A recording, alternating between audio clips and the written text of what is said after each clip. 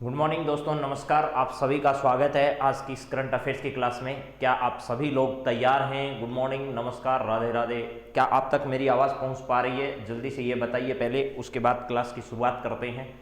नमस्कार, good morning, Radhe Radhe साहब। आप सभी मित्र फटाफट जुड़िए, उसके बाद आज की इस करंट अफेयर्स की क्लास की शुरुआत करते हैं। जी, old is gold, Ram Ram. Anita Kaswa, जरा बताइए दोस्तों, नमस्कार, क्या आप तक मेरी आवाज़ पहुंच पा रही है? राम राम, नमस्कार। अच्छा जी, शुरुआत हो चुकी है क्लास की।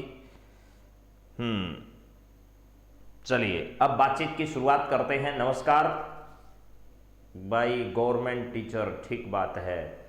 रजनीश, अमित शर्मा, NK, सभी मित्रों को पहुंच रही है sir. Sandy Verma, shorts status, सभी मित्रों का हार्दिक स्वागत है। आज से ठीक 5 बजे आपकी क्लास शुरू हो पा रही है, तो आप सभी फटाफट जुड़िए। उसके बाद आज की इस बेहतरीन क्लास की एक बार फिर शुरुआत करते हैं। कुछ नए सवाल, कुछ नए विषय, कुछ नए तथ्य लेकर आप सभी के सामने हाजिर है। तो सबसे पहले कुछ पंक्तियों से आज की क्लास की शुरुआत करते हैं। जैसा कि आपको दिख रहा है, आपके सामने लिखा हुआ ही है, फर्क होता है खुदा और फकीर में। फर्क होता है खुदा और फकीर में, फर्क होता है किस्मत और लकीर में। अगर कुछ करना चाहो और ना मिले तो समझ लेना कुछ और अच्छा लिखा है तकदीर में। आपकी तकदीर में बहुत अच्छा लिखा है। तो आप सभी लगातार मेहनत करते जाइए। ऐसा नहीं है कि सफलता आपको मिलेगी नहीं, अवश्य मिलेगी, इसमें कोई दो राय नहीं है। फर्क होता है खुदा और फकीर में, फर्क होता है किस्मत और लकीर में।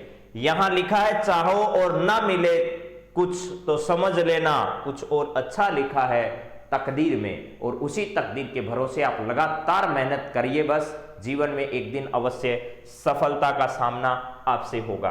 तो आज हम बातचीत करना चाह रहे हैं 21/2/2022 के करंट अफेयर्स के विषय में, जिसकी कुछ महत्वपूर्ण बातें जो हैं वो आज आपके सामने रखी जाएगी। यहां पर भी कुछ पंक्तियां लिखी है। तू रख यकीन बस अपने इरादों पर, तेरी हार तेरे हौसलों से बड़ी नहीं होगी। मुकद्दर जो है वो आपका बहुत अच्छा है। तो तू रख यकीन बस अपने इरादों पर, तेरी हार तेरे हौसलों से बड़ी नहीं होगी। अपने आप पर भरोसा रखिए। दुनिया चाहे कुछ भी कहे, हर व्यक्ति को गिराने के लिए बहुत सारे लोग आते हैं। किसी को भी ऊंचा निकलता हुआ देखकर लोग उसे नीचा गिराने की कोशिश अवश्य करेंगे, लेकिन तू रख यकीन बस अपने इरादों पर, तेरी हार तेरे हौसलों से तो बड़ी नहीं होगी रे भाई। चलिए आज पहला सवाल हम लोग बातचीत करना चाह रहे हैं, जो कि आपकी स्क्रीन पर है। जरा देखिएगा क्या सवाल है और क्या इसका आंसर होगा। हाल ही में श्रीमद भक्ति संत सरस्वती गोस्वामी प्रभुपाद की 150वीं जयंती का कार्यक्रम में राष्ट्रपति ने भाग लिया। इनका संबंध भारत के किस राज्य से रहा है, उस राज्य के बारे में आपको बताना है। भारत के किस राज्य क्षेत्र से इनका संबंध रहा है, उस राज्य क्षेत्र का आपको क्या करना है, नाम बताना है। तो फटाफट आप लोग इस सवाल के जवाब में जुड़ जाइए कि क्या होगा इसका सही जवाब और क्या हमें इसका सही जवाब देना चाहिए।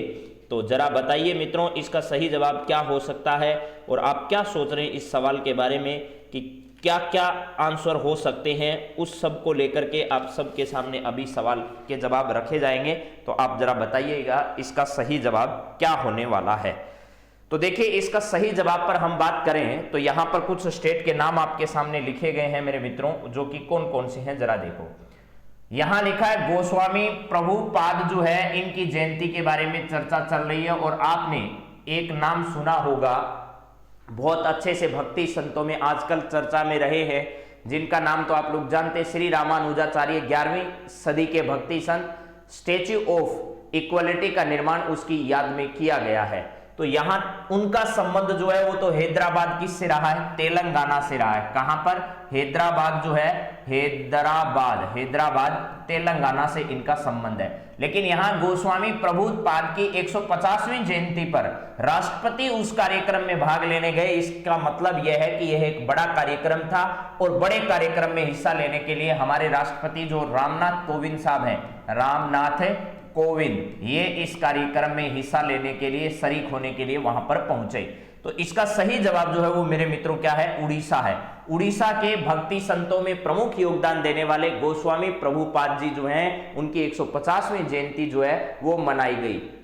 यहां पर 150वीं जयंती अभी हाल ही में मनाई गई और उस कार्यक्रम में हमारे राष्ट्रपति रामनाथ कोविंद जो है वो भाग लेने गए। तमिलनाडु से संबंध नहीं है, तेलंगाना हैदराबाद से किसका संबंध है, तो श्री रामानुजाचार्य, श्री रामानुजाचार्य जो है इनका संबंध कहां से है, यहां से है। आंध्र प्रदेश जो है यहां से भी इनका संबंध नहीं है। और आंध्र प्रदेश से तेलंगाना दोनों को क्या कर दिया गया था, अलग कर दिया गया था। कब, जून 2014। जून 2014 में आंध्र प्रदेश और तेलंगाना को अलग कर दिया गया। आंध्र प्रदेश की राजधानी क्या कर दी गई, अमरावती कर दी गई, अमरावती कर दी गई। उड़ीसा इसका सही जवाब है। आपने सूर्य मंदिर के बारे में सुना होगा, सूर्य मंदिर, कोणार्क का सूर्य मंदिर बड़ा प्रसिद्ध है। कहां का, कोणार्क का सूर्य मंदिर, कोणार्क का सूर्य मंदिर जो है, का सूर्य मंदिर बड़ा प्रसिद्ध है। ये कहां पर स्थित है, तो अब आपको समझ में आ गया होगा। उड़ीसा जो है यहां पर बीजू जनता दल की सरकार है और वहां के मुख्यमंत्री जो हैं वो क्या हैं, नवीन पटनायक हैं। नवीन पटनायक जो हैं वो किसके हैं, बीजू जनता दल जो है, बीजू जनता दल की यहां पर क्या है, सरकार है। और इसी बीजू जनता दल से जुड़े हुए राज्यसभा सदस्य कौन है, तो राज्यसभा सदस्य हैं यहाँ के अश्विनी वैष्णव जो हैं, अश्विनी वैष्णव, ये क्या है, राज्यसभा सदस्य हैं। प्लस मेरे मित्रों ध्यान रखना, वर्तमान में केंद्र सरकार में रेल मंत्री का दायित्व भी ये क्या कर रहे हैं, निभा रहे हैं। तो ये सारी बातें उड़ीसा के संदर्भ में हमने की है। उड़ीसा एक तटीय राज्य है भारत का। उड़ीसा क्या है, एक तटीय राज्य है जो कि यहां पर आपका स्थित है। ये आपका क्या है, उड़ीसा राज्य है, जिसके बारे में बहुत सारी बातें आप पहले से जानते हैं। इसके अलावा आपने उड़ीसा के बारे में बहुत सारी बातें सुनी होगी। 147 यहां पर विधानसभा की सीटें हैं। इसके अलावा 20 यहां लोकसभा की सीटें हैं और 10 यहां क्या है, राज्यसभा की सीटें हैं। ये किसकी है, विधानसभा की है। ये किसकी है, लोकसभा की है। ये किसकी है, राज्यसभा की है। ये सारी सीटें जो है यहां पर है। इसके अलावा मेरे दोस्तों यहां पर जो है 1 अप्रैल को उत्कल दिवस मनाया जाता है। 1 अप्रैल को क्या किया जाता है, 1 अप्रैल को उत्कल दिवस यहां पर मनाया जाता है। उत्कल दिवस कब मनाया जाता है, तो अप्रैल फूल जिस दिन मनाते हैं उस दिन उत्कल दिवस भी यहां पर मनाया जाता है। हीराकुंड बांध जो है यहाँ का प्रसिद्ध, आपने नाम सुना होगा, हीराकुंड बांध। हीराकुंड जो बांध है संबलपुर जगह जहां पर है, विश्व का सबसे ऊंचा बांध है। ये क्या है, मिट्टी का विश्व का सबसे ऊंचा बांध, मिट्टी का विश्व का सबसे ऊंचा बांध है। सबसे ऊंचा बांध कौन सा है, तो हीराकुंड बांध है। ऊंचा बांध कौन सा है, हीराकुंड बांध है। तो ये सारी बातें जो है वो आप लोग उड़ीसा के संदर्भ में याद रखिएगा कि यहां पर एक जगह है उड़ीसा की पुरी में जहां भगवान जगन्नाथ विराजते हैं। क्या है, पुरी, जहां पर क्या है, जगन्नाथ जो भगवान है वो भगवान जगन्नाथ यहां पर क्या करते हैं, विराजमान होते हैं। वो जगह पुरी भी कहां की प्रसिद्ध है, उड़ीसा की प्रसिद्ध है। इसके अलावा यहां पर सिमलीपाल और भीतरकनिका, क्या है, सिमलीपाल और क्या है, भीतरकनिका। ये भीतरकनिका और सिमलीपाल जो नेशनल पार्क हैं ये भी कहां पर स्थित है, उड़ीसा में स्थित है। तो ये सारी बातें हमने किसके संदर्भ में की है, अभी उड़ीसा के संदर्भ में की है। दोबारा बता देता हूं, यहां पर जो है एक कौशल, जिसको हम महाजनपद के नाम से जानते थे, जैसे मत्स्य है, छेदी है, कौशल है, उसमें कौशल जो है, जहां की कौशल्या थी वो भी यहां पर स्थित है। तो ये सब बातें ध्यान रखना। और कलिंग का जो प्रसिद्ध युद्ध आपने पढ़ा होगा, कलिंग का प्रसिद्ध युद्ध जो है वो भी कहां पर हुआ था, उड़ीसा में हुआ था। 261 ईसा पूर्व में, 261 आप याद कर लिए बस, 261 जो है। अब क्या हुआ, यहां पर कलिंग का प्रसिद्ध युद्ध हुआ। कलिंग जो है इसका प्रसिद्ध युद्ध यहां पर हुआ उड़ीसा में।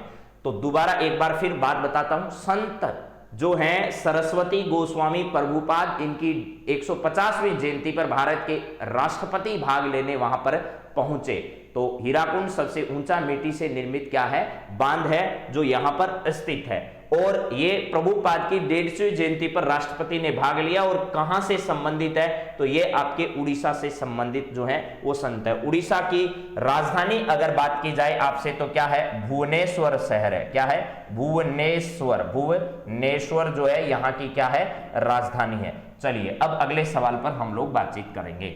ये देख लीजिएगा, थोड़ा सा मैप भी आप लोग अगर देखना चाहो तो उड़ीसा का आपको मैं मैप दिखा देता हूं। पश्चिमी बंगाल और झारखंड के साथ इसकी सीमा जो है वो स्पर्श होती है, ये बात आप लोग शायद जानते होंगे। यहां देख लीजिएगा, इधर वाली साइड इसकी पश्चिमी बंगाल के साथ, ये वाली साइड इसकी झारखंड के साथ, और ये वाली जो साइड पूरी की पूरी जो है वो किसके साथ लगती है, छत्तीसगढ़ के साथ इसकी सीमा लगती है। इसके बाद ये वाली सीमा इसकी आंध्र प्रदेश के साथ लगती है। यानी कि सीधी सीधी बात है कि उड़ीसा जो है एक तटीय राज्य है, क्योंकि ये वाली सीमा इसकी पूरी की पूरी तट के साथ लगी हुई है। ऊपर इसकी सीमा पश्चिमी बंगाल के साथ, इसके अलावा झारखंड के साथ और उड़ीसा के साथ और आंध्र प्रदेश के साथ क्या करती है, सीमा साझा होती है, आंध्र प्रदेश के साथ। तो अब से अगर आपसे कोई भी पूछे कि भैया ये उड़ीसा है, इसकी सीमा बताओ, तो बता दीजिएगा ये पश्चिमी बंगाल है, यहां पर आपका झारखंड है, इधर वाला उड़ीसा है और नीचे आपका क्या है, आंध्र प्रदेश है, और इधर वाली सीमा जो है वो तटीय सीमा इसकी लगती है। बस ये क्रम आपको याद रहना चाहिए। यहाँ की राजधानी जो है भुवनेश्वर, ये आपको नजर आ रही है, यहाँ पर इसकी राजधानी क्या है, भुवनेश्वर है। चलिए अगला सवाल जरा देखिएगा क्या है। एक राज्य के बारे में आपको बताना है जिसने अपना 36वां स्थापना दिवस 20 फरवरी को मनाया है और जिसे पहले नेफा के नाम से क्या किया जाता था, जाना जाता था। एक राज्य के संदर्भ में आपको बताना है उस राज्य को किस नाम से जाना जाता था, पहले नेफा के नाम से जाना जाता था। नेफा के नाम से चर्चित उस राज्य का आपको बताना है नाम, जिस राज्य को पहले नेफा के नाम से जाना जाता था और अभी उसे दूसरे नाम से जाना जाता है, लेकिन उसका स्थापना दिवस अभी मनाया गया है। और भारत के प्रधानमंत्री ने इस अवसर पर उनको ढेर सारी बधाइयां दी कि आपका इस देश के निर्माण में बहुत बड़ा योगदान है और आप लगातार इसी प्रकार इस देश के विकास में अपनी भागीदारी निभाते रहे। तो आपको यह बताना है भैया कि वो ऐसा कौन सा राज्य है जिसने अपना स्थापना दिवस जो है वो अभी हाल ही में मनाया है। तो आप सभी का एकदम सही जवाब आ चुका है, अरुणाचल प्रदेश इसका क्या है, सही जवाब है। अरुणाचल प्रदेश इसका सही जवाब है। अरुणाचल प्रदेश को पहले नेफा के नाम से जाना जाता था। किसके नाम से, नेफा के नाम से इसे अरुणाचल प्रदेश को जाना जाता था। इसने 20 फरवरी को, कब, 20 फरवरी 2022 को, 20 फरवरी 2022 को क्या कर दिया है, यानी इसे पूर्ण राज्य का दर्जा 20 फरवरी को मिला हुआ है। तो 20 फरवरी 2022 को अपना 36वां स्थापना दिवस जो है वो मनाया और इस अवसर पर देश के प्रधानमंत्री ने इन्हें क्या किया, संबोधित किया ऑनलाइन माध्यम से, यानी वर्चुअल माध्यम से। तो आप सभी का एकदम सही जवाब क्या है, अरुणाचल प्रदेश है। यहां पर ये सभी जो है वो आपके मणिपुर है, मिजोरम है, नागालैंड है, ये सब के सब कहां से संबंधित है। और अरुणाचल प्रदेश की सीमा जो है वो आपको पता होगा चीन के साथ जो है वो साझा होती है। चीन के साथ क्या होती है, साझा होती है। और इसने अपना 36वां स्थापना दिवस जो है वो अभी हाल ही में क्या किया है, मनाया है। और इसके अलावा यहाँ पर प्रसिद्ध राज्य एक मैंने लिखे हैं, नागालैंड है, मणिपुर है, मिजोरम है, एक इसके साथ है त्रिपुरा है, पूर्वोत्तर में ही क्या है,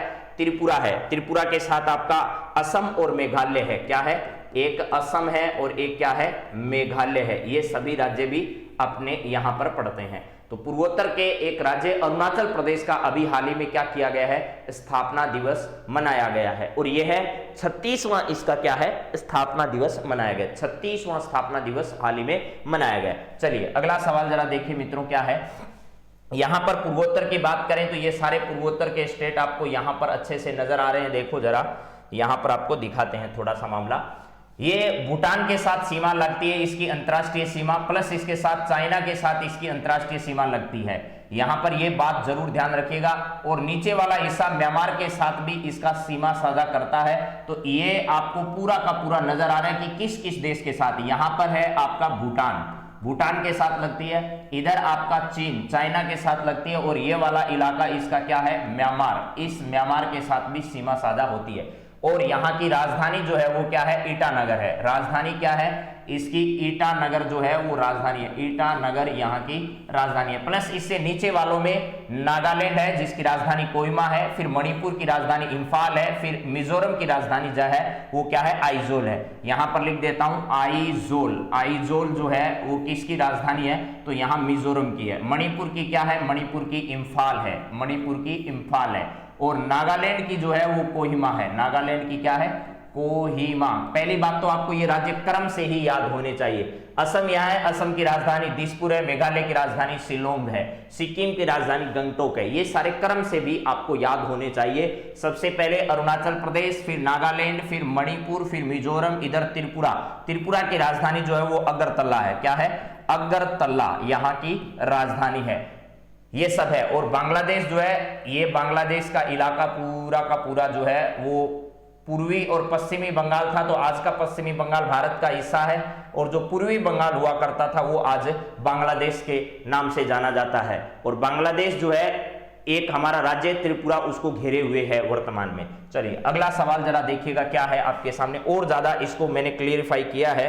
अगर आप देखना चाहो तो अरुणाचल प्रदेश का पूरा हिस्सा चाइना से किस प्रकार सटा हुआ है, और पहले इसमें किस प्रकार की बातें थी, और नदियां किस प्रकार आती है। तो ब्रह्मपुत्र नदी जो है, ब्रह्मपुत्र नदी जो है लहासा जो जगह है यहां से होती हुई अरुणाचल प्रदेश से भारत में क्या करती है, प्रवेश करती है। उसके बाद असम से होते हुए यह कहां चली जाती है, बांग्लादेश में। तो ये कौन सी नदी है भैया, ये आपकी ब्रह्मपुत्र नदी है, ब्रह्मपुत्र। ये ब्रह्मपुत्र कहां से भारत में प्रवेश करती है, तो अरुणाचल प्रदेश से ही भारत में क्या करती है, प्रवेश करती है। चलिए अगला सवाल जरा देखिए क्या है आपके सामने। ये रहा नेक्स्ट सवाल। 19 फरवरी को देश भर में मृदा स्वास्थ्य कार्ड दिवस मनाया गया, ठीक है। 19 फरवरी को देश भर में मृदा स्वास्थ्य कार्ड दिवस मनाया गया।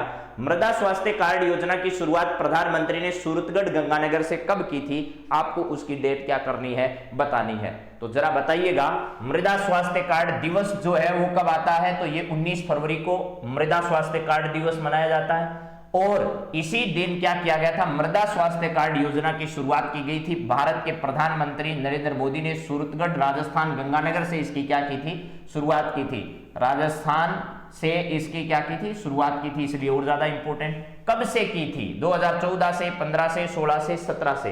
तो आप सभी का एकदम सही जवाब आया, 2015 से इस मृदा स्वास्थ्य कार्ड योजना की शुरुआत की थी। इसका मुख्य उद्देश्य क्या था, इसका उद्देश्य एक ही था कि भूमि की उर्वरक क्षमता को बनाए रखना। क्या है, भूमि की उर्वरक क्षमता, उर्वरक, ठीक है, उर्वरक क्षमता जो है उसको बनाए रखना।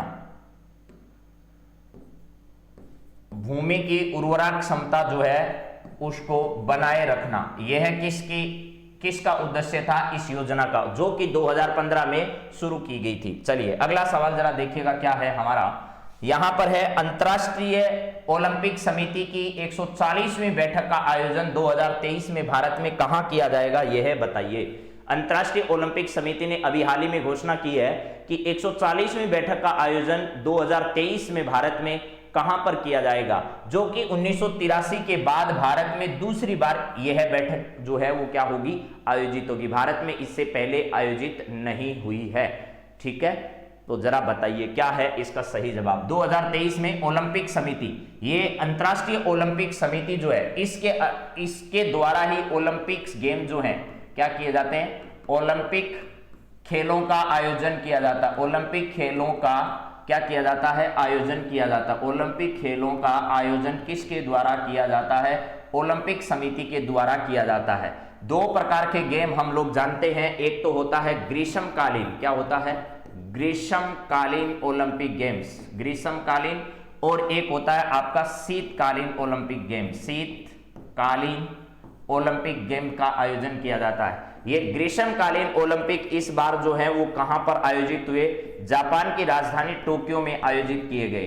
और यह शीतकालीन ओलंपिक्स जो है वो इस बार बीजिंग चीन में क्या किए गए, आयोजित किए गए। बीजिंग चीन में इनका आयोजन हो रहा है। तो ये सारी बातें जो है वो आपकी परीक्षा की दृष्टि से इंपॉर्टेंट है। और प्रति 2 वर्ष बाद इनका आयोजन, यानी वैसे 4 वर्ष होता है लेकिन 2-2 वर्ष के अंतराल पर इनका आयोजन होता है, ठीक है। अब इसका सही जवाब जो है वो भारत में 1983 में इस बैठक का आयोजन हुआ था। उसके बाद अब इसका आयोजन कहां किया जाएगा? मुंबई में आयोजन किया जाएगा। मुंबई कहां पर है? महाराष्ट्र के अंदर है, जो देश की क्या है? आर्थिक राजधानी है, देश की आर्थिक राजधानी है, राजधानी इसे कहा जा रहा है। बल्कि फिल्म इंडस्ट्री के लिए भी इसे क्या किया जाता है? जाना जाता है, फिल्म क्षेत्र के लिए भी जाना जाता है। जयपुर राजस्थान की राजधानी है, अहमदाबाद गुजरात में, और अहमदाबाद में जो बम धमाके हुए उसकी अभी हाल ही में सुनवाई हुई और उसके बाद जिन लोगों को सजा दी जानी थी उनको सजा हुई है उस मामले को लेकर। नई दिल्ली देश की राजधानी है ही, जहां पर आम आदमी पार्टी यानी अरविंद केजरीवाल की सरकार है और आजकल अरविंद केजरीवाल भी खूब चर्चा में है पंजाब चुनाव को लेकर। पंजाब के 171 विधानसभा सीटों के एक ही चरण में जो चुनाव हुए वो कल संपन्न हो गए हैं। तो चलिए अब बात करते हैं अगले सवाल पर। अगला सवाल आपकी स्क्रीन पर जो आया है वो है, भारतीय प्रौद्योगिकी संस्थान देश से बाहर अपना पहला कैंपस कहां खोलेगा? जरा ये देखना है। यानी आईआईटी के बारे में हम लोग बात करें। आईआईटी जो है, ये आईआईटी अपना पहला देश से बाहर जो है वो अपना जो केंद्र है वो कैंपस कहां पर स्थापित करने जा रहा है, इसका नाम बताना है। आईआईटी दिल्ली के सहयोग से शिक्षा मंत्रालय द्वारा, आईआईटी दिल्ली के सहयोग से किसके सहयोग से भैया? आईआईटी दिल्ली के सहयोग से शिक्षा मंत्रालय ने एक नई पहल शुरू की है। सहयोग से शिक्षा मंत्रालय जो है, इस शिक्षा मंत्रालय ने अपनी नई पहल जो शुरू की है उसका नाम क्या है? आईआईटी पाल है। क्या है? आईआईटी पाल नाम की एक नई शुरुआत जो है वो आईआईटी दिल्ली के सहयोग से शिक्षा मंत्रालय के द्वारा की गई है। अब जरा सुनिएगा, यहां इसका सही जवाब है कि भारतीय प्रौद्योगिकी संस्थान द्वारा देश से बाहर अपना पहला कैंपस जो है वो संयुक्त अरब अमीरात में स्थापित किया जाएगा। कहां पर? संयुक्त अरब अमीरात जो है, संयुक्त अरब अमीरात जो है, यहां पर इसका पहला क्या स्थापित किया जाएगा मेरे मित्रों? ये पहला अपना कैंपस यहां पर स्थापित किया जाएगा। भारत ने अभी मुक्त व्यापार समझौते पर हस्ताक्षर किए हैं इस देश के साथ। मुक्त व्यापार समझौते पर हस्ताक्षर किसके साथ किए हैं? तो संयुक्त अरब अमीरात के साथ किए हैं। एक देश है जिसका नाम है मालदीव, ठीक है, यह है मालदीव। भारतीय व्यापारियों को मुफ्त वीजा सुविधा उपलब्ध करा रहा है। भारतीय व्यापारियों को बिना वीजा जो है वो सेवा उपलब्ध करा रहा है। बिना वीजा व्यापार की परमिशन जो है वो किसने दी है? मालदीव ने दी है। सऊदी अरब है, अफगानिस्तान है। अफगानिस्तान से जो एक सिख प्रतिनिधि मंडल है, सिख प्रतिनिधि मंडल ने भारत के प्रधानमंत्री जो हैं उनका अभी सम्मान किया और वो मिले हैं कि आपने जो अफगानिस्तान के रहने वाले सिख बंधु हैं उनके लिए बहुत अच्छा काम किया है और आप हमारी सहायता करने के लिए आगे आए, इसके लिए आपका बहुत बहुत धन्यवाद है। यहां पर क्या है? अफगानिस्तान में तालिबानी जो है, इन तालिबानियों का कब्जा है, लेकिन तालिबानियों ने किससे सहायता मांगी? तो भारत से सहायता मांगी और भारत ने मेडिकल और आर्थिक सहायता प्रदान की, यानी मेडिकल और रोजमर्रा की सामग्रियां जो है वो पहुंचाई और भारत का इसमें सहयोग जो है वो ईरान ने किया। यानी ईरान थोड़ा नजदीक है उनके, तो ईरान ने कहा आपूर्ति हम कर देंगे, आप हमें पैसे दे देना, बस बात खत्म। आपकी सहायता कहां पहुंच जाएगी? तालिबानियों के पास, यानी अफगानिस्तान में पहुंच जाएगी। इसके बाद एक देश है सऊदी अरब और एक देश है इजराइल। इजराइल जो है वो यहूदी देश है। भारत यहां से कई प्रकार के रक्षा और कृषि क्षेत्र से जुड़े हुए जो क्षेत्र है उनको यहां लेकर आता है, ठीक है। चलिए अब बात करते हैं अगले सवाल पर। अगला सवाल आपका क्या है, जरा देखिए मित्रों, यहां पर थोड़ा सा आपको दिखाते हैं हम लोग मैप के माध्यम से अगर इन चीजों को हम देखने की कोशिश करें तो ये इलाका आपके लिए इंपॉर्टेंट है। यहां पर जरा देखिएगा क्या है, तो अभी इसको थोड़ा सा दिखने दीजिए। नाम अफगानिस्तान आपको दिख रहा है, पाकिस्तान दिख रहा है, भारत के नजदीक वाले जो क्षेत्र हैं वो नजर आ रहे हैं। तो जरा देखिए, ये हमारा प्यारा हिंदुस्तान यानी भारत है, इसके इधर वाली दिशा में नेपाल है, ये आपका पाकिस्तान है, यहां अफगानिस्तान है। वर्तमान में वास्तविक रेखा के हिसाब से अगर बात की जाए तो कोई भी रेखा हमारी स्पर्श नहीं होती अफगानिस्तान के साथ। ये पाकिस्तान के अपने साथ सीमा बनाता है, ईरान के साथ अपनी सीमा लगती है, इसकी ईरान के साथ सीमा लगती है। ऊपर जो तुर्कमेनिस्तान है उसके साथ लगती है, चाइना के साथ भी इसकी सीमा लगती है और उज्बेकिस्तान के साथ भी इसकी सीमा साझा होती है। तो ये सारी किसके है? अफगानिस्तान के।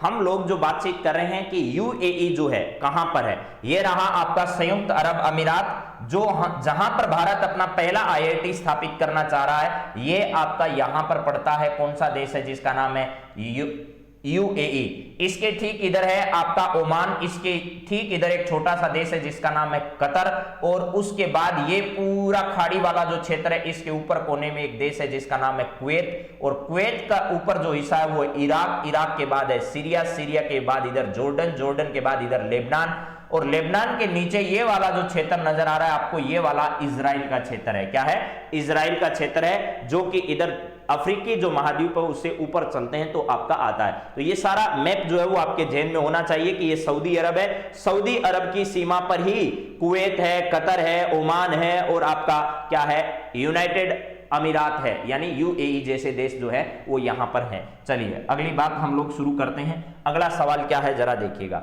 भारत में आय की असमानता लगातार बढ़ रही है, इसको लेकर कई रिपोर्ट आपके सामने मैंने पहले भी रखी है, और एक नई रिपोर्ट जो है वो हारून इंडिया की वेल्थ रिपोर्ट 2021 के अनुसार 2021 में देश में कम से कम $1 मिलियन संपत्ति वाले घरानों की संख्या में कितने प्रतिशत की क्या हुई है? वृद्धि हुई है, ये आपको बताना है। तो अब जरा देखिए, देश में कुछ लोगों की आय लगातार बढ़ रही है और कुछ लोगों की आय लगातार क्या हो रही है? घट रही है।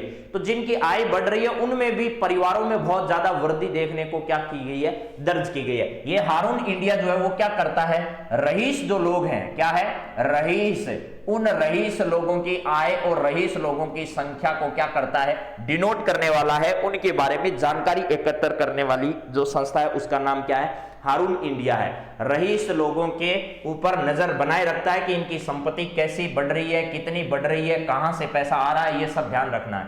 इसकी वेल्थ रिपोर्ट 2021 जो प्रकाशित हुई है उसके अनुसार भारत में कितने $1 मिलियन संपत्ति जो है, कम से कम $1 मिलियन, बताइए ज्यादा कितनी भी हो सकती है, कम से कम $1 मिलियन जिनकी संपत्ति हो चुकी है, ऐसे परिवार, ऐसे घराने जो हैं उनमें कितने प्रतिशत की वृद्धि दर्ज की गई है? तो ध्यान रखना मेरे मित्रों, ऐसे 11% जो हैं वो देश में लोग हैं जिनकी आय $1 मिलियन से अधिक इस बार बढ़ी है, यानी वर्ष 2021-21 में उनकी संपत्ति लगातार बढ़ रही है। और यह सब किसको रिप्रेजेंट करता है? आय की असमानता जो है, आय की असमानता, असमानता। और उसका कारण ये नहीं है कि ये लोग पैसा कमा रहे हैं, उसका कारण ये है कि कुछ लोग सिर्फ सरकार की पेंशन पर ही भरोसा रखते हैं, इंतजार करते रहते हैं। ओ मोदीडो कहीं डलवायो कौन डलवायो, मोदीडो डलवायो कौन डलवायो, मोदी डारा 2000 रुपए की खातिर ये इंतजार करते हैं, कमाना नहीं चाहते, लेकिन मोदी ने कुछ डाला या नहीं डाला बैंक अकाउंट्स में उसका इंतजार करते हैं। उसी के कारण देश में आर्थिक असमानताएं लगातार क्या होती रहती है? बढ़ती रहती है। क्यों? क्योंकि कुछ आबादी ऐसी है जो सिर्फ सरकार पर डिपेंड है, वो अपना खुद का कोई व्यवसाय है, अपना कोई छोटा मोटा काम भी वो लोग करना नहीं चाहते हैं। इसकी वजह से देश में आय की असमानता, इसके अलावा देश में गरीबी, इसके अलावा देश में बेरोजगारी, क्या है? बेरोजगारी, बेरोजगारी, इस प्रकार की जो समस्याएं हैं वो समस्याएं लगातार क्या होती रहती है? जन्म लेती रहती है। तो चलिए अगली बात करते हैं। अगला सवाल जरा देखिए क्या है। कल भी मैंने इस सवाल पर आपसे बातचीत की थी। इंदौर में एशिया के सबसे बड़े बायोमिथेनाइजेशन, कल मैंने सीधा लिखा था गोबर प्लांटेशन जो है, गोबर गैस के माध्यम से प्लांट लगाया जा रहा है, उसमें आपके सामने रखा था। तो इंदौर में एशिया के सबसे बड़े बायोमिथेनाइजेशन प्लांट का उद्घाटन करते समय देश में ऐसे कितने बायो प्लांट लगाने की घोषणा देश के प्रधानमंत्री ने अभी हाल ही में की है, आपको यह बताना है। यानी क्या है? बायोमिथेनाइजेशन प्लांट है, यानी गोबर गैस के माध्यम से इस प्रकार के अलग अलग प्रकार के जो मिशन है उनको पूरा किया जाएगा। और इंदौर में ये बनकर तैयार हुआ है, जिसका उद्घाटन कर दिया गया है। एशिया के सबसे बड़े बायोमिथेनाइजेशन प्लांट का उद्घाटन किया है, यानी एशिया का सबसे बड़ा प्लांट ऐसा ये बना है। तो यहां पर कितने नए इस प्रकार के प्लांट बनाए जाएंगे इसकी घोषणा देश के प्रधानमंत्री ने की है। तो इस प्रकार के 75 नए प्लांट जो हैं उनको देश भर में लगाया जाएगा।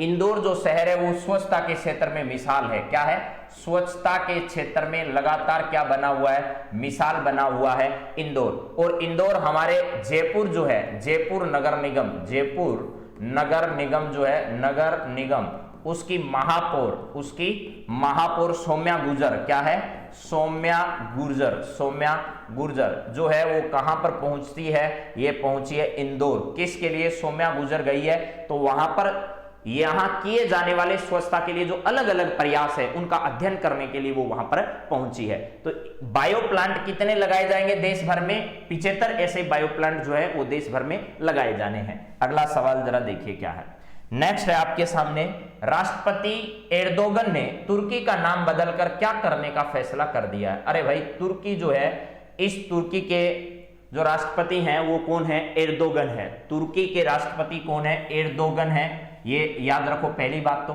तुर्की का नया नाम क्या करने का फैसला कर लिया है तुर्की के राष्ट्रपति ने, यानी एर्दोगन ने तुर्की जो जगह है वो आप लोग सब जानते हैं, चीन का ऊपर वाला हिस्सा, यहां पर एर्दोगन जो है यहाँ के क्या है, एर्दोगन राष्ट्रपति हैं, एर्दोगन यहाँ के क्या हैं, राष्ट्रपति हैं, ये यहाँ के राष्ट्रपति हैं। अब जरा देखिएगा, इन्होंने इस तुर्की नाम को बदलने का फैसला कर लिया है और इस तुर्की नाम को बदलकर क्या कर दिया जाएगा, तुर्कीये कर दिया जाएगा। इसे नाम को बदलकर तुर्कीये कर दिया जाएगा, ना कि तुर्किन, ना कि तुर्किम, ना कि तुर्किश, ये नाम नहीं होंगे, बल्कि तुर्कीये नाम जो है वो नया नाम बदलकर कर दिया जाएगा। किसका, तुर्की का। ऐसा तुर्की के राष्ट्रपति एर्दोगन के द्वारा ऐसी घोषणा जो है वो हाल ही में की गई है। अगर देखें हम तुर्की के बारे में तो जरा मैप में आइए और मैप में आपको तुर्की के बारे में भी थोड़ा दिखाने की हम लोग क्या करते हैं, कोशिश करते हैं कि आपका तुर्की वाला क्षेत्र जो है, एक तरफ जहां मंगोलिया है, तुर्की जो है वो चीन से सीमा साझा नहीं करता है भाई, यहां पर पड़ता है तुर्की जो है, ये देखिए, जिसे आधा भाग जो है वो कहां पर है, इसका एशिया में है और आधा भाग कहां पर है, यूरोप में है। और इसे बीमारी कहा जाता है, किसकी, एशिया की, ठीक है, एशिया की बीमारी के नाम से इसे क्या किया जाता है, जाना जाता है। चाइना के साथ इसकी सीमा नहीं लगती है, तो कहां कहां है जरा देखिएगा, यहां से ये जॉर्डन है, जॉर्डन से ऊपर जाइए सीरिया, सीरिया के साथ सीमा बनाता है आपका कौन सा क्षेत्र है, ये देखिए यहां पर है, ये पूरा का पूरा इलाका आपको नजर आ जाएगा, जो कि किसका है भाग, यहां पर ये हिस्सा है आपका तुर्की वाला हिस्सा। जब भूमध्य सागर के रास्ते से हम लोग आगे जाते हैं तो भूमध्य सागर का जो भाग है वहां से हम लोग आराम से इसको देख सकते हैं। ट्यूनीशिया है, लेबनान है, सीरिया है, इराक है, अजरबैजान है, आर्मेनिया है, यहां पर आपका ये जो भाग पड़ता है, ये वाला पूरा का पूरा क्या है, तुर्की है, ये वाला तुर्की का हिस्सा है पूरा का पूरा। तो इसको बहुत अच्छे से देख लीजिएगा, एक तरफ जहां ईरान है, एक तरफ अजरबैजान है, एक तरफ आर्मेनिया है, यहां पर आपका साइप्रस है, सीरिया है, इराक है, जॉर्डन है, इसके ऊपर ये भूमध्य सागर का ऊपरी हिस्सा जो है वो क्या है, आपका तुर्की है। इस तुर्की का आधा भाग किसमें आता है, एशिया में आता है, और आधा भाग किसके अंतर्गत आता है, यूरोप के अंतर्गत आता है। इसे एशिया की बीमारी के नाम से भी क्या किया जाता है, जाना जाता है। तो चलिए अब हम लोग आगे बात करते हैं। ये तुर्की का विभाजन जो है वो भी आप लोगों को याद होगा, तुर्की के विभाजन की समस्या जो है वो भी भारतीय इतिहास में आप लोग कई बार पढ़ते हो। चलिए अब जरा बात करते हैं अगले सवाल पर। अगला सवाल जरा देखिएगा क्या है मित्रों, एक सेकंड आप लोग रुकने की कोशिश करिए, क्योंकि ये कहानी आप लोगों के सामने अभी और रखते हैं। एक सेकंड अभी लाते हैं वापस जिस कहानी की हमने शुरुआत की थी। तो देखो जरा बात हमारी कहां तक पहुंच गई थी, वो सब आपके सामने वापस रख देता हूं मैं। यहां पर है तुर्की, और इसके बाद अगला सवाल ये रहा, जरा देखो भाई क्या है, डिफेंस एक्सपो 2022 का आयोजन कहां किया जाएगा, जिसके मोबाइल ऐप को रक्षा मंत्री ने हाल ही में लॉन्च किया है, उसको जरा बताइए। ठीक है, हाँ, बंगाल विभाजन, ठीक बात, 1905 में हुआ बंगाल विभाजन। आपका सवाल है डिफेंस एक्सपो 2022 का आयोजन कहां किया जाएगा, जिसके मोबाइल ऐप को रक्षा मंत्री ने हाल ही में लॉन्च किया है। यह डिफेंस एक्सपो जो है इसका आयोजन जो है वो कब से कब तक होगा, 10 से 14 मार्च 2022 तक इसका आयोजन किया जाएगा। और ये डिफेंस एक्सपो जो है वो रक्षा मंत्री के नेतृत्व में ही आयोजित होने वाला है। इसका आयोजन कहां पर किया जाएगा, जिसके एक मोबाइल ऐप को हाल ही में लॉन्च किया गया है, मुंबई महाराष्ट्र में, हैदराबाद तेलंगाना में, गांधीनगर गुजरात में, लखनऊ उत्तर प्रदेश में। तो इसका आयोजन मेरे मित्रों गांधीनगर गुजरात में किया जाएगा। गांधीनगर गुजरात में जो है वो डिफेंस एक्सपो 2022 का आयोजन होगा और जिसके मोबाइल ऐप को रक्षा मंत्री ने हाल ही में क्या कर दिया है, लॉन्च कर दिया है। तो इसका सही जवाब जो है वो क्या है, गांधीनगर है। एक बात जरूर ध्यान रखिएगा, एक तो शहर है अहमदाबाद, क्या है, अहमदाबाद शहर है, अहमदाबाद, और एक है आपका गांधीनगर, क्या है, गांधीनगर। ये दोनों शहर जो हैं वो किस नदी के किनारे हैं, तो आपको ये बात बहुत अच्छे से याद होगा, साबरमती नदी के किनारे है, साबरमती नदी के किनारे पर यह है। और एक ही यहाँ का शहर है जिसका नाम है डीसा, ये पश्चिमी बनास नदी जो है, पश्चिमी बनास नदी उसके किनारे। ये पश्चिमी बनास नदी जो है वो राजस्थान के सिरोही जिले से निकलती है और साबरमती राजस्थान के उदयपुर जिले से निकलती है। ये दोनों नदियां हालांकि निकलती तो राजस्थान से है, लेकिन इनका पूरा का पूरा लाभ जो है वो किसको मिलता है, गुजरात को मिलता है। तो यहां पर दोबारा सुन लीजिएगा, डिफेंस एक्सपो 2022 का आयोजन रक्षा मंत्रालय के नेतृत्व में आयोजित होगा, रक्षा मंत्रालय के द्वारा आयोजित होगा। इसमें तीनों रक्षा क्षेत्र जो हैं, तीनों रक्षा क्षेत्र जिसमें नौसेना है, नौसेना, और एक आपकी वायुसेना है, वायुसेना, इसके अलावा भारतीय थल सेना है। ये तीनों सेनाओं से रक्षा क्षेत्र से जुड़े हुए जो नए अत्याधुनिक क्षेत्र हैं उन सब की प्रदर्शनी इस डिफेंस एक्सपो में किया जाएगा। प्लस कई प्राइवेट अंतरिक्ष एजेंसियां या फिर कई इस प्रकार की और एजेंसियां जो रक्षा क्षेत्र में काम करना चाहती है वो भी इसमें हिस्सा लेने वाली है। तो चलिए अब बात करते हैं अगले सवाल पर। अगला सवाल क्या है जरा देखिए, यानी यहां लखनऊ जो है उत्तर प्रदेश में, यहां भी एक डीआरडीओ जो है, इस डीआरडीओ का एक कार्यालय यहां पर भी बना हुआ है। कहां पर, लखनऊ उत्तर प्रदेश में, जहां रक्षा क्षेत्र से जुड़े हुए कई हथियारों का क्या किया जाता है, निर्माण किया जाता है। चलिए अगला बात करते हैं, अगला सवाल क्या है जरा देखिए। यहां पर है, हाल ही में चर्चित लखटकिया किसकी एक प्रजाति है। निम्न में से आपको यह बताना है कि लखटकिया जो हाल ही में चर्चा में आया है, यह लखटकिया किसकी एक प्रजाति है, इनमें से किसकी एक प्रजाति है लखटकिया, यह बताना है। क्या बैल की एक प्रजाति है, क्या गाय की है, क्या मुर्गे की है, क्या सुअर की है। आपने पिछले दिनों आरएएस प्री का एग्जाम अगर देखा हो, आरएएस प्री का एग्जाम, उस एग्जाम में एक सवाल आया था, कड़कनाथ क्या है, कड़कनाथ क्या है, तो वो चर्चा में था कड़कनाथ। और ये कड़कनाथ जो है एक मुर्गे की क्या है, किस्म है, या मुर्गे की एक प्रजाति है कड़कनाथ। तो ऐसा सवाल भी आपसे पूछा जा सकता है। हां जी, जरा देखिएगा, अब यहां कौन सी ऐसी लखटकिया प्रजाति है, किसकी है ये लखटकिया प्रजाति, आपको यह बताना है। इनमें से सुअर की है, मुर्गे की है, गाय की है, बैल की है। तो इसका सही जवाब मेरे मित्रों, जो मुर्गे की कड़कनाथ प्रजाति है, ठीक उसी प्रकार की एक प्रजाति जो है वो किसकी है, मुर्गे की है। यह लखटकिया अपने वजन, ठीक है, अपने शरीर के आकार और इसकी मांग के कारण जो है वो वर्तमान में खूब चर्चा में आ रहा है। यानी अपने वजन, अपने आकार की वजह से, यानी इसका आकार बहुत बड़ा है और रंग ठीक वैसा ही है जैसा कड़कनाथ का होता है। यानी लाल काला जो है, लाल प्लस काला, जिसको मेहरून भी बोल सकते हैं, लाल प्लस काले कलर के ये दोनों मुर्गे जो हैं, इनका रंग एक जैसा है लेकिन नाम अलग अलग है। एक लखटकिया है और एक क्या है, कड़कनाथ है। ये दोनों अलग अलग प्रकार के जो हैं वो मुर्गे हैं और इनकी प्रजातियां खूब आजकल चर्चा में आ रही है। लखटकिया जो है वो व्यापार की दृष्टि से, व्यापार की दृष्टि से भी खूब चर्चा में आया है। यानी इससे लोगों की आय जो है उसमें सुधार हो रहा है धीरे धीरे, क्योंकि वजन और आकार की वजह से बाजार में इसकी मांग क्या है, ज्यादा है। चलिए अगला सवाल जरा देखिएगा क्या है। राजस्थान से जुड़ा हुआ पहला सवाल आपकी स्क्रीन पर आ रहा है, जरा बताइएगा।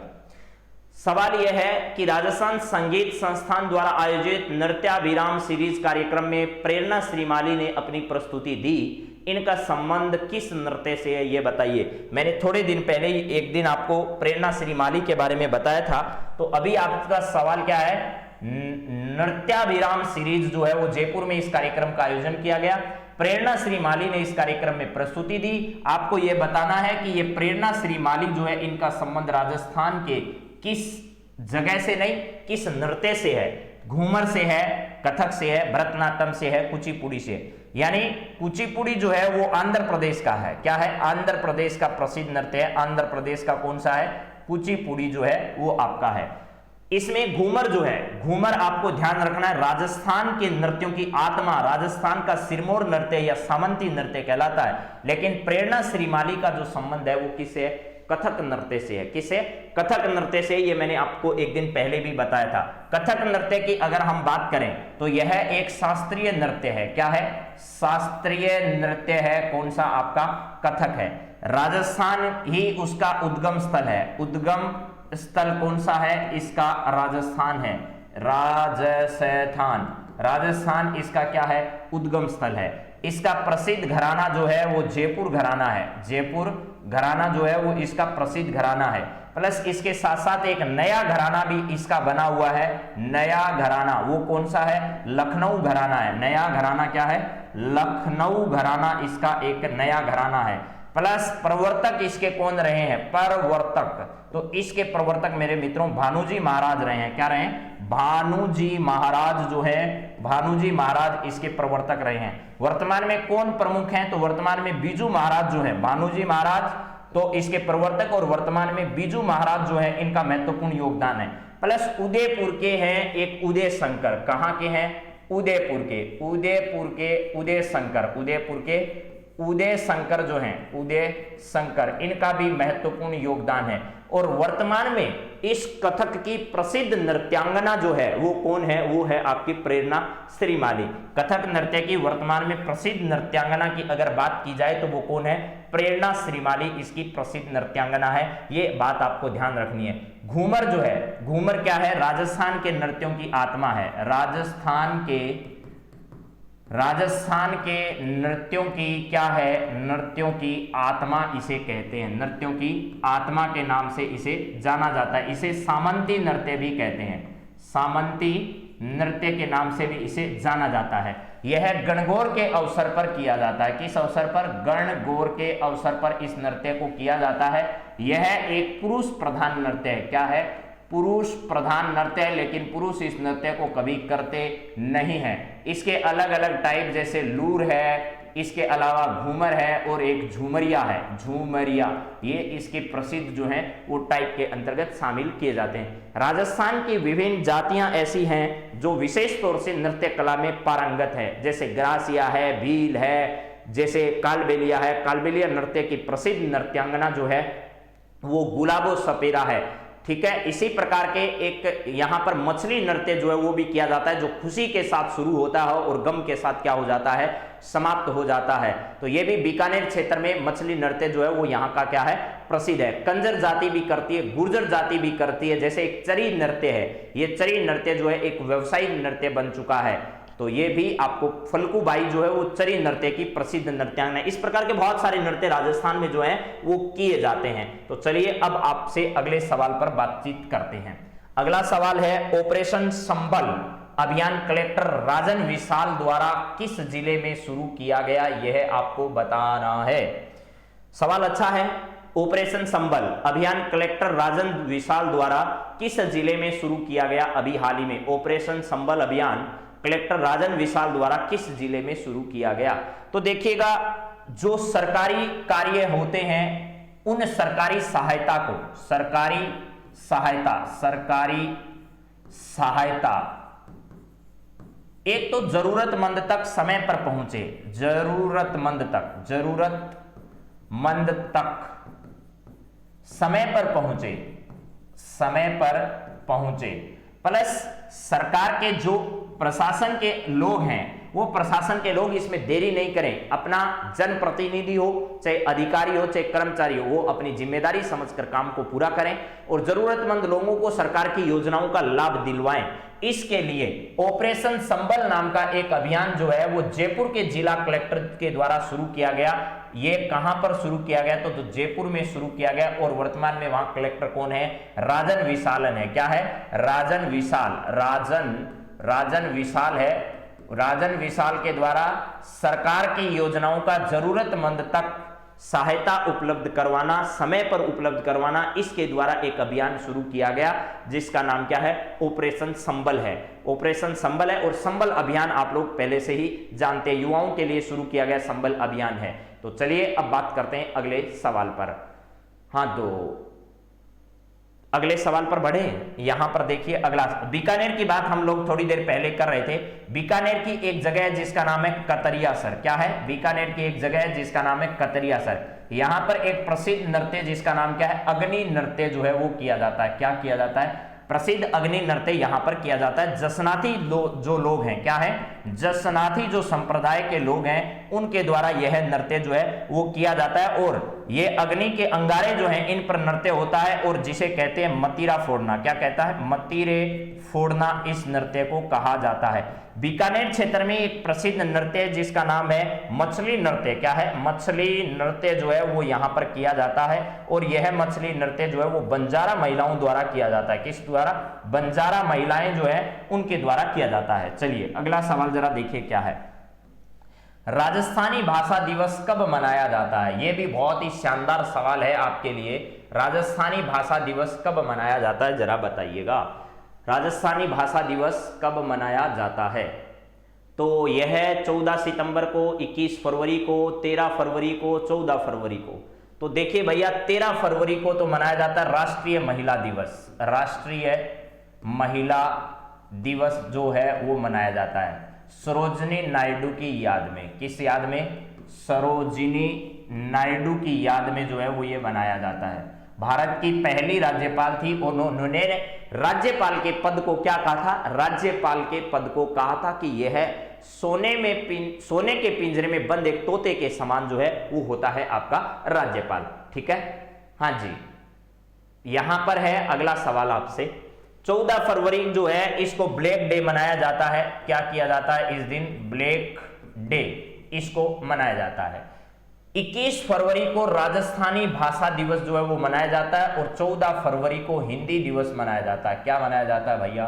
हिंदी दिवस मनाया जाता है। अब राजस्थानी भाषा की हम लोग बात करें अगर, तो राजस्थानी भाषा दिवस यानी आज हमारी राजस्थान भाषा जो है उसका जो है वो महत्वपूर्ण दिवस है। चलिए यहां पर क्या है? 21 फरवरी को राजस्थानी भाषा दिवस जो है उसको क्या किया जाता है? मनाया जाता है। इसकी अलग अलग बोलियां जो हैं जिसमें आपने पढ़ी होगी, मारवाड़ी है। क्या है?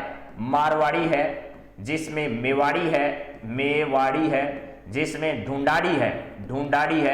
ये विभिन्न प्रकार की भाषाएं यहां बोली जाती है। सबसे बड़ा क्षेत्र जो है उसकी अगर बात करें तो क्षेत्र के हिसाब से सबसे ज्यादा जो है वो मारवाड़ी है। और अगर बात की जाए हमारे यहां पर किसकी, एक भाषा जो है वो ढूंढाड़ी है। और अगर सबसे ज्यादा लोगों की बात की जाए, ज्यादा लोगों द्वारा बोली जाने वाली जो है, लोगों द्वारा बोली जाने वाली वो तो है ढूंढाड़ी, और बड़े क्षेत्र में बोली जाने वाली जो है वो क्या है? मारवाड़ी है। ये सब इसके अलग अलग प्रकार है। यहां पर अगर साहित्य की बात करें तो राजस्थानी भाषा का साहित्य जो है वो 2 शैलियों में लिखा गया है। एक को कहते हैं डिंगल और एक को कहते हैं पिंगल। यहां पर ब्रिज भाषा का प्रभाव जिस भाषा पर है उसे तो हम पिंगल कहते हैं, और जिस पर ब्रिज भाषा का नहीं है, मारवाड़ी का ज्यादा प्रभाव है, उसे हम क्या कहते हैं? डिंगल कहते हैं। ये दोनों के दोनों राजस्थानी की क्या है? शैलियां, साहित्य की शैलियां है। क्या है? साहित्य की शैलियां हैं, ये ध्यान रखना। राजस्थान के साहित्य की 2 शैलियां हैं, एक पिंगल है और एक क्या है? डिंगल है। इसके अलावा डिंगल का हेरोस किसे कहा जाता है ये भी ध्यान रखिएगा। डिंगल का हेरोस किसे कहा जाता है? तो यह कहा जाता है पृथ्वीराज राठौड़ को। पृथ्वीराज राठौड़ को कहा जाता है। यह बात आप लोग ध्यान रखिएगा। यहां पर राजस्थान में भाषा के क्षेत्र में काम करने वाले एक व्यक्ति हैं जिनका नाम है George Abraham Gierson. George Abraham Gierson ने भी बहुत अच्छा काम किया राजस्थानी भाषा के क्षेत्र में।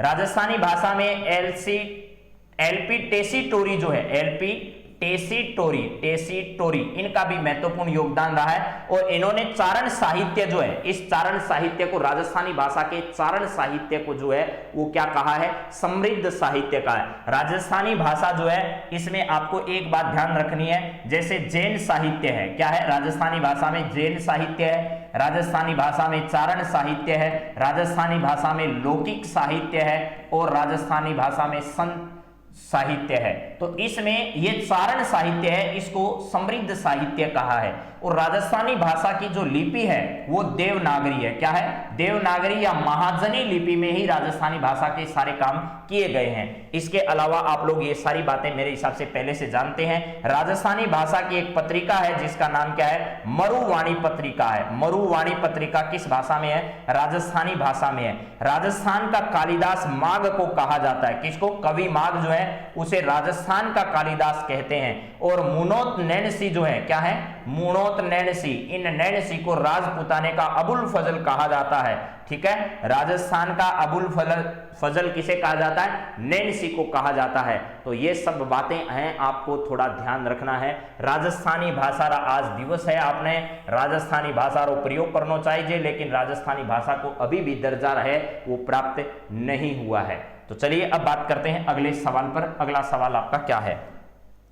ईस्टर्न ब्रिज 6 युद्धाभ्यास भारत और ओमान के मध्य में आयोजित किया जा रहा है, जिसके लिए एयरबेस, किस एयरबेस का इस्तेमाल किया जा रहा है, जिसमें अलग अलग जो F-16 फाइटिंग फाल्कन और सुखोई जैसे विमान जो है वो भाग ले रहे हैं। सुखोई विमान कहां से? भारत का है। F-16 फाइटिंग फाल्कन जो है वो किसका है? ओमान का है। ओमान और भारत के बीच में इस प्रकार का युद्धाभ्यास जो है वो आयोजित किया जा रहा है, जहां गुजरात और राजस्थान की जो पाकिस्तान से सटी हुई सीमा है उसके इलाके में यह युद्धाभ्यास पूरा किया जा रहा है। तो आपको बताना है राजस्थान के किस एयरबेस का इस्तेमाल किया जा रहा है। तो अभी आपसे पूछा जा सकता है ईस्टर्न ब्रिज 6 युद्धाभ्यास किन देशों के मध्य किया गया? पहला सवाल तो यही है। तो ये सवाल का सीधा जवाब होगा ओमान और भारत के बीच में इस प्रकार का युद्धाभ्यास कर रहा है। भारत की ओर से इसमें सुखोई विमान भाग ले रहा है और ओमान की तरफ से F-16 फाइटिंग जो आपका फाल्कन है वो इसमें हिस्सा ले रहा है। और भारत और ओमान के मध्य ये आयोजित हो रहा है। और राजस्थान के किस एयरबेस का इस्तेमाल इसमें किया जा रहा है? तो राजस्थान के जोधपुर का जो एयरबेस है उस जोधपुर एयरबेस को यहां पर इस्तेमाल किया जा रहा है, ये ध्यान रखना है। जैसलमेर जो है यहां पर क्या किया जाएगा? BSF के द्वारा बॉर्डर टूरिज्म को बढ़ावा देने के लिए, बॉर्डर टूरिज्म को बढ़ावा देने के लिए, टूरिज्म को बढ़ावा देने के लिए क्या किया जा रहा है? यहां पर बीटिंग रिट्रीट का आयोजन पंजाब की तरह यहां पर भी राजस्थान में किया जाएगा। ठीक है, हाँ जी। तो चलिए अब आगे देखिएगा। जोधपुर एयरबेस का इस्तेमाल, यहां सब जगह एयरबेस है, बीकानेर में भी है, सूरतगढ़ में भी है, जैसलमेर में भी है, सब जगह जो हमारी वायुसेना उसके एयरबेस बने हुए हैं। लेकिन अभी जो जोधपुर का एयरबेस है उसे ईस्टर्न ब्रिज 6 नाम से जो है उस युद्धाभ्यास में इसका क्या किया जा रहा है? भाग लिया जा रहा है। चलिए अब बात करते हैं अगले सवाल पर। और अगला सवाल आपका क्या है जरा देखिएगा।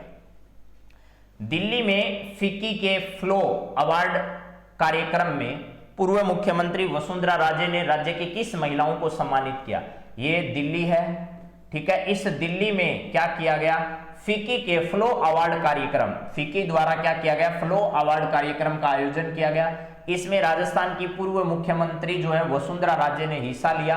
राजस्थान की किन महिलाओं को या किस महिला को सम्मानित होने का अवसर यहां पर प्राप्त हुआ वो बताना है। निधि ढोलिया को या रूमा देवी को या ए व बी दोनों को या नन ऑफ दीज, इनमें से किसी को भी नहीं। तो मेरे मित्रों इसका सही जवाब जो है वो दोनों हैं। राजस्थान की दोनों महिलाएं, रूमा देवी जो है वो आपको पता होगा कई बार परीक्षा में आ चुकी है और RS प्री के एग्जाम में तो बहुत बेहतरीन सवाल रूमा देवी पर पूछा जा चुका है। रूमा देवी का जन्म बाड़मेर जिले में हुआ, शादी भी बाड़मेर जिले में हुई। इसके अलावा इन्हें नारी शक्ति पुरस्कार से भी क्या किया गया? सम्मानित किया गया।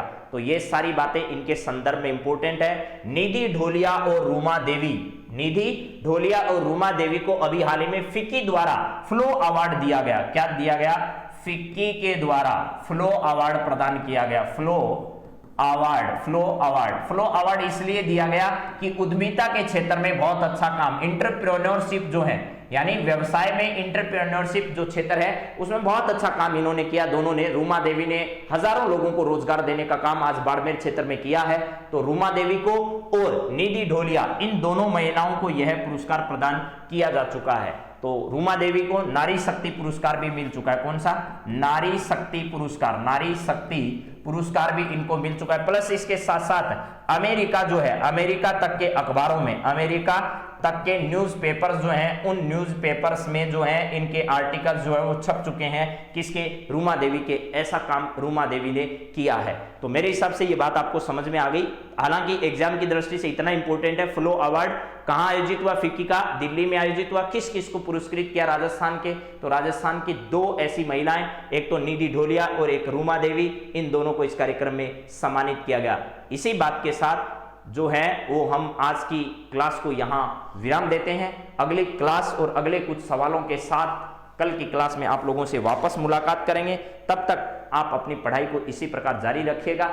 ठीक 5 बजे कल से हमारी क्लास क्या हो जाएगी? स्टार्ट हो जाएगी। तो आप सभी मित्रों को बहुत बहुत धन्यवाद। कल फिर वापस मिलते हैं। तब तक have a nice day. Thank you.